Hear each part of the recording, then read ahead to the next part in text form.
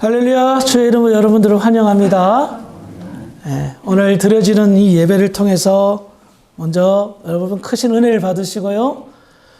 특별히 예배 드릴 때 마음의 소원을 꼭 품기 바라십니다. 그래서 마음의 소원을 품고 간구하는 마음으로 예배를 드릴 때에 반드시 하나님께서 응답하실 줄 믿으시기 바랍니다. 기도를 통해서, 찬송을 통해서, 말씀을 통해서, 예배 순서들을 통해서 하나님의 응답의 역사, 여러분들의 문제 해결의 은혜가 나타나는 그런 예배의 시간, 말씀의 시간이 되기를 다시 한번 주의 이름으로 축원합니다. 오늘은 믿음의 사람들 8번째 시간으로 모세의 부모의 믿음에 관해서 함께 말씀을 나누어 보도록 하겠습니다. 히브리서 기자는 모세의 부모의 믿음을 특별히 이름도 언급하지 않고 모세의 부모라고 얘기하고 있는데요. 과연 그 모세의 부모의 믿음이 얼마나 대단하기에 히브리서 기자가 콕 집어서 이들의 믿음을 자랑할까요? 오늘 본문인 히브리서 11장 23절을 한번 같이 읽어보도록 하겠습니다. 시작! 믿음으로 모세가 낳았을 때에 그 부모가 아름다운 아이임을 보고 석 달 동안 숨겨 왕의 명령을 무서워하지 아니하였으며. 아멘. 히브리서 기자는 모세 부모의 믿음의 특징에 관해서 다음과 같이 설명합니다. 첫 번째, 그들의 믿음의 특징은 모세가 태어났을 때에 아름다운 아이임을 보았다. 그게 믿음이에요. 두 번째, 왕의 명령을 무서워하지 않고, 당시 이집트 왕 파라오의 명령을 무서워하지 않고 석 달 동안 아이를 숨겼다. 이게 모세 부모의 믿음의 특징이고 성경이 자랑하는 믿음의 특별함을 이야기하고 있습니다. 모세 부모의 믿음의 특징은 다른 데 있지 않습니다. 그들은 하나님의 뜻을 발견하였고 세상의 권력과 권세에 두려워하지 않았다는 것이 그 부모의 믿음의 특징이라는 겁니다. 저는 사정을 잘 모르시는 분은 이 말이 도대체 무슨 말인지 모르시겠지만 히브리인들은 이 말, 모세 부모의 그 믿음의 특징이 무엇인지를 잘 이해했습니다. 여러분들의 이해를 돕기 위해서 모세가 태어났을 때의 그 상황과 더불어 왜 모세의 부모의 믿음이 훌륭한지를 살펴보도록 하겠습니다. 먼저 출애굽기 1장 22절의 말씀을 함께 읽어보겠습니다. 시작!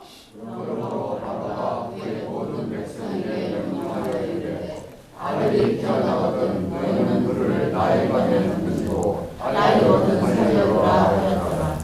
지금 이 상황은 모세가 태어났을 때의 이스라엘의 형편 상황이었습니다.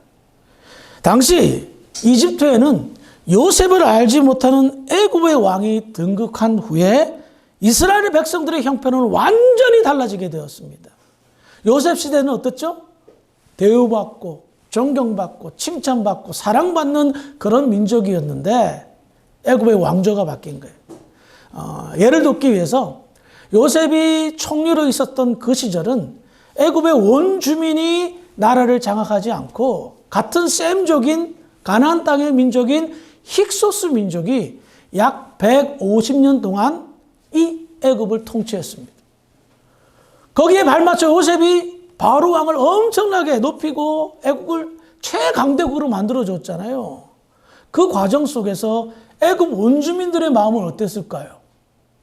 쉽게 이야기하면 일제시대 때 우리가 일제강점기 때 일본 애들이 우리를 압박하는데 일본 사람들에게 굉장히 부자가 되게 해주고 그 사람들을 부유하게 만드는데 정작 본토인들은 힘들고 어렵고 시기나고 질투나게 만들었던 거예요. 그러니 요셉을 알지 못하는 왕이 이제 애굽의 원 주민들이 쿠데타를 일으켜 힉소스 민족을 쫓아내고 드디어 이제 애굽 원 주민들이 애굽을 다스렸을 때에 이스라엘이 어떻겠습니까? 상당히 적대감을 가질 수밖에 없었습니다. 더군다나 이스라엘 백성들은 너무나도 아이들을 잘 생산했습니다. 그러니까 애굽 내에 숫자적으로 따지고 보니까 굉장히 이스라엘 민족들이 위협적이고 그리고 과거 정권이었던 힉소스 민족과 손잡았던 민족이라 가만 내버려 둘 수가 없었던 겁니다. 애굽의 왕권을 유지하는 데 있어서 이 이스라엘 백성들은 위협을 주는 존재라 여겼기 때문입니다. 그래서 이스라엘 백성들을 노예로 삼고 노예로 삼았는데 그럼에도 불구하고 이들이 너무너무 사람들이 많이 태어나고 이스라엘 민족들이 많이 생산되니까 애굽의 왕이었던 바로는 명령을 합니다. 남자아기가 태어나면 즉시 강물에 던져 죽여라. 말도 안 되는 산하 제한 정책을 펼치게 되었습니다. 그러니 한번 생각해 봅시다. 과거 이스라엘 백성들에게 있어서 임신을 하고 출산을 하게 되면 너무나도 큰 기쁨이었고 하나님의 약속이 성취되는 생육하고 번성하고 땅에 충만하여 밤하늘의 별처럼 바닷가의 모래알처럼 너희 민족이 많이 될 거라는 그 하나님의 약속 성취되는 거 아닙니까? 그러니 그 출산 과정, 가족이 생성되는 과정 속에서 하나님의 살아계심과 축복을 확인했던 민족이었습니다. 그런데 생각해 보십시오. 70명의 소수 인원이 430년 전에 애굽에 정착해서 나갈 때에 군사로 쓸 장정, 20세 이상 장정만 무려 60만 명이었어요. 430년이라는 짧은 기간 동안에 수백만 명의 인구가 불어난 겁니다. 그 상황 속에서 이스라엘 백성들은 그것이 하나님의 축복이라 여겼습니다. 그런데 바로의 산하 제한 정책으로 인하여 사나아이를 강물에 던지라는 그 정말 가공하고 무시무시한 그 정책으로 인하여 이스라엘 백성들은 멘붕에 빠졌습니다. 과거에는 하나님의 축복이라 여겼던 이것이 이게 축복이 아닌 게 되었습니다. 이 말은 거꾸로 한번 생각해 보기 바랍니다. 애굽 왕이 이렇게 정책을 내렸던 것. 이스라엘 백성들은 큰 곤욕이었지만 여전히 애굽, 이집트는 이스라엘 백성들을 두려워하고 있었던 겁니다. 아무튼 모세가 태어났을 당시의 상황은 이스라엘 역사 가운데 있어서 가장 최악 그 자체였던 것입니다. 그러므로 모세가 잉태되었을 때, 임신되었을 때 모세의 부모 어떤 기도를 드렸을까요? 이건 뻔한 거 아니겠습니까? 제발 딸을 낳게 해주세요. 아들 낳으면 죽으니까 제발 딸을 낳게 해주세요. 왜냐하면 모세의 형인 아론이 있었습니다. 그러니까 아론과 모세 사이에 이 무시무시한 일이 벌어진 겁니다. 그러므로 굳이 아들이 필요하지는 않았을 것 같고 기양지사 딸을 낳기를 바랬을 것입니다. 이 세상 그 어떤 부모도 자기 아들이 태어나자마자 강물에 빠져 죽임당하는 그 살해당하는 그 일을 경험하기를 원하지 않았을 것입니다. 하지만 이 부모의 바람과는 전혀 다르게 아들이 태어났습니다. 아들이 태어났다는 것은 당시 시대로 봤을 때는 큰 경사였지만 모세의 가족은 큰 고뇌에 번민에 빠질 수밖에 없었습니다. 이 사실이 알려지면 이 아이는 죽임을 당할 수밖에 없었기 때문입니다. 이와 같은 상황 속에서 모세의 부모는 아마도 아무 생각 없이 자녀를 출산하지는 않았을 겁니다. 만약에 아들이 태어나면 어떻게 할까? 딸이 태어나면 문제가 없지만 아들이 태어나면 어떡할까? 10중 8구는 아들은 죽임을 당하는데. 그러면서 그들이 생각했을 때 애국 군사들에게 던져서 죽임을 당하니 아들이 태어나면 차라리 우리가 죽여버릴까? 그냥 강에 던져버릴까? 도저히 아무리 고민하고 생각해도 답이 안 나는 상황이었습니다. 그런데요, 아들이 이제 고추를 딱 확인하자마자 아들인 것을 딱 확인하자마자 그 아들의 모습을 딱 보니까 모든 갈등이 번뇌가 싹 사라졌어요. 달라졌어요. 이유가 뭘까요? 출애굽기 2장 2절입니다. 시작.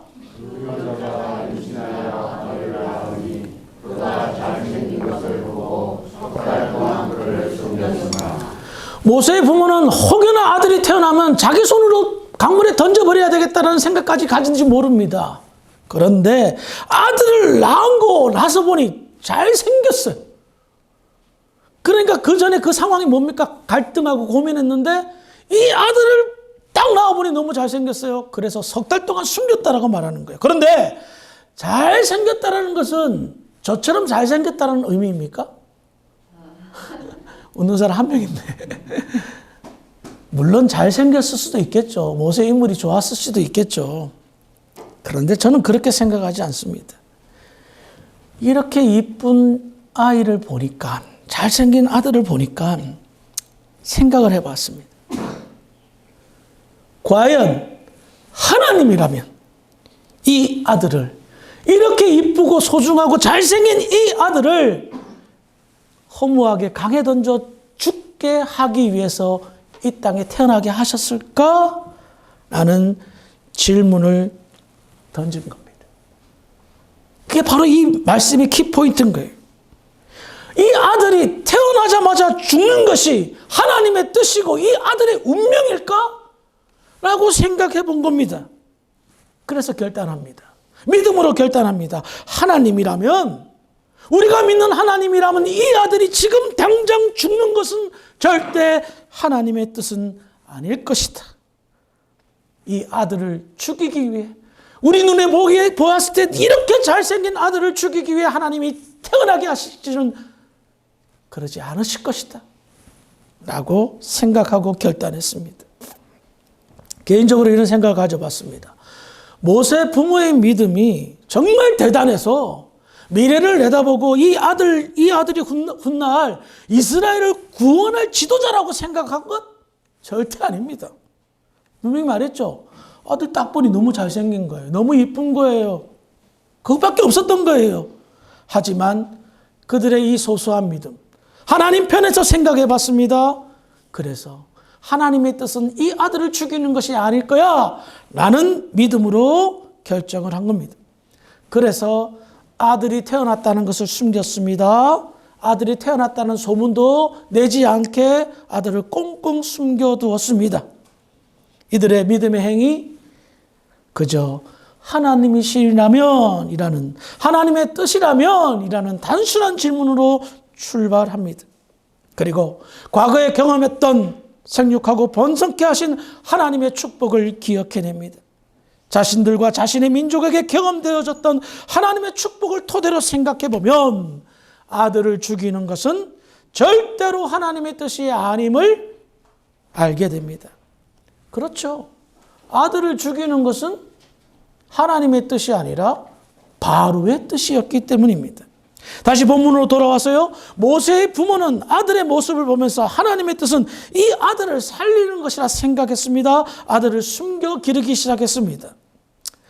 노예살이 허술한 집에서 갓난아기를 숨겨서 키운다는 것, 얼마나 가슴 졸이는 일이었겠습니까? 숨죽이며 살아왔을 것입니다. 갓난아이가 뭘 알겠습니까? 응애 응애 하는 이 소리, 아마 한숨이, 가슴이 철렁 내려앉을지도 모릅니다. 그런데 한 100일쯤 되니까 애가 너무 커지니까 그 울음소리도 갓난아기의 앵앵 소리가 아니라 더 커졌습니다. 더 이상 이 아이를 숨겨서 키울 수 없을 거라 생각되었습니다. 그래서 모세의 부모는 아마도 하나님께 지혜를 달라고 기도했을 것입니다. 이 아이를 살리는 것은 분명히 하나님의 뜻인 줄 믿는데 자신들의 현재의 능력으로는 이 아이를 살릴 방도가 없었던 겁니다. 그래서 지혜를 구한 것이 무엇입니까? 이 아이를 강에 빠뜨려서 죽이는 대신 강에 띄어서 보내보자라는 지혜를 발휘한 겁니다. 당시 아이들이 사나이가 태어나면 가물에 던져 죽임을 당했으니 이 방식을 응용해서 아기를 바구니에 넣어 이렇게 던져보자, 띄워보자 생각했던 겁니다. 그래서 그들은 이렇게 생각했을 것입니다. 만약에 바구니에 이 아이를 띄워보내서 하나님의 뜻이면, 우리가 생각했던 우리의 믿음으로 생각했던 하나님의 뜻이면 이 아들은 살아날 것이고, 아니면 정말 바로의 뜻대로, 바로의 명대로 죽임을 당할 수도 있을 것이다. 어쨌든 우리는 이것을 믿음으로 운명을 맡겨봅니다.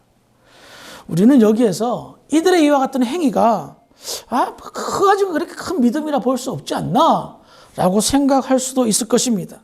하지만 당시 다른 이스라엘 백성들과 비교해 봤을 때에 속수무책으로 사내 아이가 강물에 던져 죽임을 당하는 그와 같은 이스라엘 백성들의 형편과 상황으로 봤을 때에 모세 부모의 행위는 가장 최선의 행위였습니다. 아이를 살릴 방도도 없었습니다. 애굽 사람들의 눈을 피해 이 아이를 숨겨서 기를 방도도 생각나지 않았습니다. 그래서 믿음으로 이 아이의 운명을 하나님께 맡긴 것입니다. 그런데요, 모세 부모는 어쨌든 이 모세를 살리려고 갈대 상자에 역청을 발라, 즉 방수 처리를 해가지고 나일강 갈대 사이에다가, 나일강에 던진 게 아니에요. 갈대 사이에 떠내려가지 않을 수 있도록 딱 놔둔 거예요. 그런데 그것은요, 깊지도 않고요, 애굽 사람들이 자주 목욕하러 나오는 그런 곳이었던 것입니다. 그래서 모세의 부모는 어떤 기대를 했을까요? 혹여나 그 상자를 발견한 사람에게 구해지기를 바랬던 겁니다. 마음씨 좋은 애굽 사람한테, 이스라엘 사람이면 될 수가 없으니까 애굽 사람이 마음씨 좋은 참 선한 사람이 그 아이를 거둬주셨으면 좋겠다. 아마 그런 바람으로 갈대 사이에다가 그 상자를 놔둔 겁니다. 그런데 어떤 일이 생깁니까? 어떻게 될 건가? 그의 누나 미리암을 시켜서 상황을 보게 하였는데 마침, 성경은 마침이란 단어를 사용합니다. 애굽의 왕의 딸인 공주가 그 자리에 목욕을 하러 나옵니다. 그리고 그 갈대 상자가 우연하게 공주의 눈에 띄어옵니다. 기가 막힌 하나님의 섭리와 인도를 보게 됩니다. 바로 공주의 손에, 바로의 딸에 맡겨진다면 이 세상 그 무엇보다 가장 안전하게 살 수 있는 방법입니다. 그 누구도 당시 바로의 명령을 거절할 수 없었지만 바로가 사랑하는 딸에게는 열애일 수밖에 없기 때문입니다. 딸을 길러보신 분들은 아시겠지만 아들은 윽박질러가지고 어떻게 되지만 딸은 윽박질러가지고 안 되더라고요. 우리 집에서 우리 말금이가 권세가 제일 세요. 큰 딸이. 거의 1, 2위야. 옛날이나 지금이나 그러지 않았을까요? 또 이쁜 딸이라면 또 아버지가 사족을 못 쓰잖아요. 아무튼 바로의 명령, 이스라엘 남자아이는 다 죽여라. 그러면 좀 높은 애굽의 관리들이 서로 그렇게 발견해서 한단들 바로의 명령이 생각났을 겁니다. 이스라엘 아이잖아. 이거 측은지심이 안 생길 거예요. 그래서 죽일 수도 있었을 것입니다. 그런데 당시 딱 한 명, 치위 법권, 바로의 명령이 안 들은 바로의 공주의 눈에 띈 거예요. 그래서 하나님께서는 당시 가장 안전한 바로의 딸의 품에 모세를 안긴 겁니다. 더군다나 모세가 발견한 상황이 어떤 상황이었습니까? 바로의 공주가 목욕하던 시간이었어요. 목욕하러 거기에 나온 거예요. 그러면 경비병들이 목욕하는 바로의 공주를 지키고 있었을까요? 지킬 수가 없죠. 여자가 목욕하는데 경비병들이 어떻게 그걸 지키고 있었겠습니까? 제 상상이지만 말입니다. 목욕 시간이라 근처에 얼씬도 못 두게 누구도 못 접근하게 딱 방어만 이렇게 경호만 섰을 것입니다. 아무튼 공주가 목욕을 하지 않고 경호원들이 곁에 지키고 있는 상황이었다면 모세의 목숨은 위협적일 수도 있었을 것입니다. 하지만 마침 목욕하는 시간이라 경비원까지 없고 시녀들만 있는 상황이었습니다. 출애굽기 2장 6절을 보겠습니다. 시작. 그리고 그 아이를 보니 아비가 울리더라. 그가 그를 불쌍히 여겨 이르되 이는 이블리 사람의 아기로다. 갈대상자가 뭔지 뭐냐 하고 갖고 왔더니 그 안에 아기가 있는 거예요. 근데 아기가 응애 하고 막 우는 거예요. 울겠죠. 그 상자에 갇혔으니 애가 얼마나 힘들었겠습니까? 그리고 탄눈에 히브리 사람, 이스라엘 사람인가 알아봤죠? 그래요. 모세가 할례를 받았기 때문에 단번에 알아봤습니다. 그런데요, 이 아기가 우는 것을 보고 이 공주의 마음이 어떻게 되었습니까? 불쌍히 여겨. 뭐예요? 공주는 아버지 명령을 잘 알고 있습니다. 히브리 남자는 다 죽음을 당한다는 걸 잘 알고 있었습니다. 그런데 이 여인의 마음에 모성애가 자극된 거예요. 어머, 히브리 아이네. 근데 우는 거야. 아이고, 불쌍해. 아이고, 이 아이가 아빠 명령 따라 강에 던져졌구나. 생각이 난 거예요. 하지만 이 여인의 모성애가 자극을 받아서 이 아이를 불쌍히 여길 수밖에 없었고, 즉흥적으로 이 아이를 자기의 양자로 삼게 되는 놀라운 일이 벌어집니다.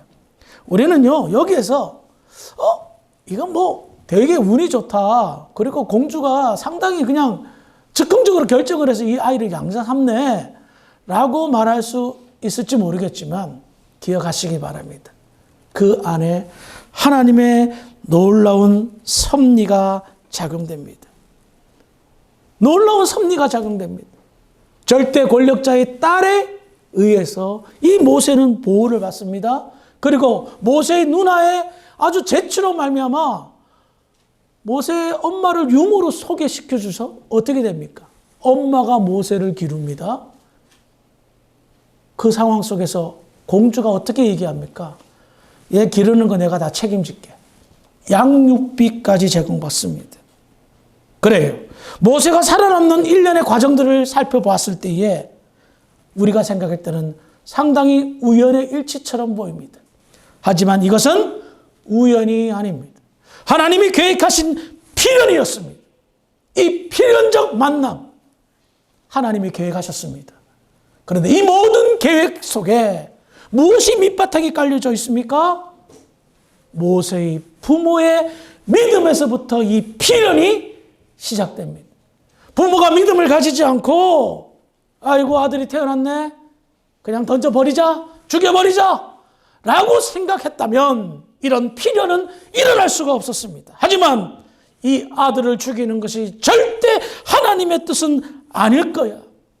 이 부모의 믿음은 하나님의 뜻과 당시 절대 권력자였던 바로의 뜻에 갈등하지 않았습니다. 세상 권력에 굴복하지 않았습니다. 하나님의 뜻을 먼저 생각했습니다. 그래서 믿음에 초점을 맞춰서 모세를 어떻게 하든지 살려보는데 애를 썼다는 겁니다. 사랑하는 성도 여러분, 이것이 믿음이 가진 사람들의 가장 기본적인 믿음의 자세입니다. 하나님의 뜻을 생각해 보는 거예요. 교회가 사라지는 게 하나님의 뜻이에요. 교회가 문을 닫는 게 하나님의 뜻이에요. 여러분들의 인생 가운데 어려움이 있어요. 고통이 있어요. 고난이 있어요. 힘듦이 있어요. 그런데 그 과정 속에서 내가 모든 것을 포기하는 것이 하나님의 뜻이에요. 아니면 이 상황 속에서 믿음으로 승리하는 것이 하나님의 뜻이에요. 믿음을 가진 사람이라면 믿음에 초점을 맞추고 하나님께 초점을 맞춰야 돼요. 그리 아니하실지라도 하나님의 뜻이라면 살리는데 초점이 맞춰져 있는 거예요. 내 인생도 누구의 인생도 그 어떤 상황도 살리는데 하나님의 뜻이라는 거예요. 아담과 하와가 범죄하였습니다. 타락하였습니다. 하나님은 그들에게 징계를 내리셨습니다. 에덴 동산을 추방시키고 죽음이라는 징계를 내리셨습니다. 그런데 하나님은 그들에게 무슨 약속을 하셨습니까? 여인의 후손을 약속했습니다. 하나님의 약속의 뜻과 의미는 무엇입니까? 인간을 살리는데 초점을 맞춘 거예요. 교회가 무엇입니까? 죽어가는 영혼, 잠든 영혼을 깨우는 것입니다. 우리가 믿음으로 살아간다면 바로 그것을 가지고 믿음으로 나아가야 된다는 거예요. 죽어가는데, 소멸하는데, 잠자는데 초점을 맞추는 것이 아니라 살리는데, 살아나는데 그 초점을 맞춰야 된다는 겁니다. 핀트가 빗나가면, 카메라 여러분들 사용 봐서 아시겠지만 핀트가 빗나가면 흐릿해집니다. 믿음의 초점이 맞춰지지 않으면 성도의 삶이 흐릿해진다는 거예요. 뚜렷하지가 않고요. 그래서 흐릿한 인생을 살면서 무기력하고 좌절과 낙심 속에서 의미 없는 하루를 보낸다는 거예요. 만약에 모세 부모가 모세를 집어 던졌다고 봅시다. 와, 정말 아름답고 내 얼굴에 비교했을 때 너무너무 이쁜 아이네. 이렇게 작품을 만들었네. 던져버려요. 죽였어요. 어땠을까요? 평생 마음속에 짐을 가지고 날마다 꿈속에서 그 아름다운 아이의 얼굴이 떠오르며 죄책감 속에 살았을 것입니다. 잊혀질만 하면 어린아이만 보면 생각났을 것입니다. 이게 말이 돼? 이런 상황 속에서 살리는데 초점을 갖추지 않고 죽이는데 초점을 맞췄다면 평생 후회하며 살아갈 수밖에 없었던 겁니다. 사랑하는 성도 여러분, 모세 부모의 믿음의 특징은 참 단순했습니다. 이렇게 이쁜 아기를 하나님이 죽이냐? 죽이려고 이 아이를 태어나게 하셨나? 생명의 근원 되신 하나님께서 이 아기를 죽이게 하기 위해서 태어나게 하셨나? 아닐 것이야. 하나님의 뜻에 맞춰서 정말 살벌한 분위기와 안 좋은 상황이지만 최선을 다하여 이 아이를 살려보자. 그들의 믿음은 아주 작은 결단과 작은 믿음처럼 보였지만 살아있는 믿음이었습니다. 살아계신 하나님을 믿는 산 믿음을 가진 사람들이었다라고 히브리서 기자는 증명하고 있습니다. 그렇습니다. 믿음이 죽은 사람이 있습니다. 죽은 믿음은 당연히 죽은 결과를 가져다 줍니다. 하지만 살아있는 믿음, 산 믿음은 반드시 산 결과를 가져다 줄 것입니다. 그러므로 믿음이란 살아계신 하나님을 믿고 그분이 하신 말씀과 약속을 믿고 끝까지 의지하는 것인 줄 믿으시기 바랍니다. 여러분들의 믿음 생활이 날마다 살아있어 살아있는 믿음의 결과들을 체험하기를 바랍니다. 그래야 힘이 나고 삶의 의미를 부여하고 보람된 인생을 누리며 살 수가 있는 것입니다. 주님이 부르시는 그날까지 절대 믿음 죽지 마시고 믿음이 더욱더 커져서 많은 이들에게 믿음의 모범을 보여주는 주사랑교회 모든 성도들이 되기를 주의 이름으로 축원합니다. 아멘. 기도하시겠습니다. 하나님, 은혜를 감사합니다. 모세 부모의 믿음을 우리가 함께 나누었는데 정말 대단한 믿음임을 저희들이 깨닫습니다. 오늘날 교회에 다닌다고 하면서 죽은 믿음으로 다니는 사람들이 너무 많습니다. 하나님, 불쌍히 여겨주시고 우리의 믿음이 살아날 수 있도록 도와주시옵소서. 살아계신 하나님을 믿는데 어찌 죽은 믿음으로 신앙생활을 할 수 있겠습니까? 살아계신 하나님을 믿는 산 믿음의 영광을 날마다 경험하는 주사랑교회 모든 성도들이 될 수 있도록 할렐루야 축복하여 주시옵소서. 그래 될 줄 믿고 감사하며 예수님의 이름으로 기도합니다. 아멘.